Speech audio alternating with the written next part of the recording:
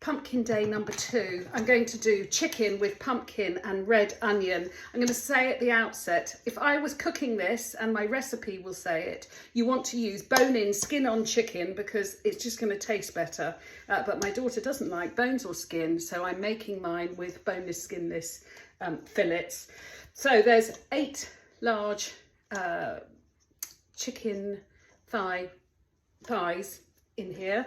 There is about 500 grams of pumpkin with the skin taken off, cut into chunks, and there is 1 onion, red onion, that I've cut into wedges through the root. I've made a marinade of 4 tablespoons of baharat, which is a lovely Middle Eastern spice mix. It's got paprika, coriander, black pepper, cumin, cinnamon, cayenne. You get the gist of that. That's been mixed with 125 ml of brain freeze olive oil. I've put in 5 garlic cloves, 2 red chilies, a teaspoon of salt, and the juice of 2 lemons. And I have blitzed it all up in my little blitzy machine, and I'm leaving this now to marinate until I cook it tonight. You can marinate it for 30 minutes, or you can not marinate it at all. Okay, I will be back tonight.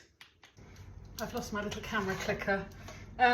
So there's not a lot to see for this recipe, and it's a few hours later. This is marinated. The oven is preheating to 200 degrees. I've got a baking dish. I'm just going to tip it in. I'm going to spread it out. So what I'm going to do is I'm spreading it out, and then I'm actually going to put the chicken on the top, or just try and do it as so that it's not all piled up together. There we are, there's some chicken, there's some pumpkin. I don't want to waste all that lovely marinade, so I'm going to scrape that in as well. I found there's an orange sitting in my fruit bowl that I haven't done anything with, so I just thought I'll slice it and just stick it on top. I don't know how it'll be, but I just thought, don't waste it. It'll give a nice orangey taste. So I'm going to stick that in the oven for about 40 minutes, but I will confirm how long I cooked it for when it's done. This has come out the oven. I'm going to remove the orange because you won't be able to eat that, but it would have made a lovely flavour. And then there you are, you can see it's beautiful. Let's just have a look. The pumpkin is nice and soft, and I'm going to serve it.